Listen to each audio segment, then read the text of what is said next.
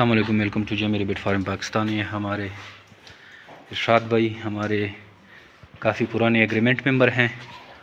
और इरशाद भाई कितना अर्सा हो गया आपको? मुझे 2 साल से ऊपर हो गया। 2 साल से ऊपर हो गया।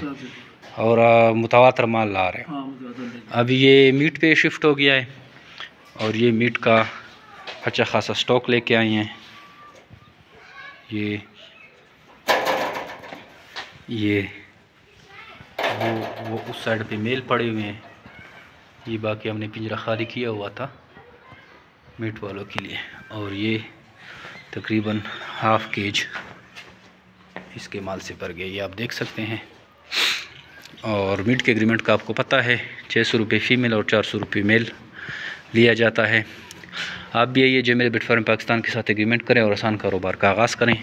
कुछ पैकेजेस चल रहे हैं, अगर आप इंटरेस्टेड हैं तो इनसे भरपूर फ़ायदा उठाएं, क्योंकि उसके बाद जो हमारे रेट्स हैं वो नॉर्मल रूटीन में आ जाएंगे। थैंक यू, अस्सलाम।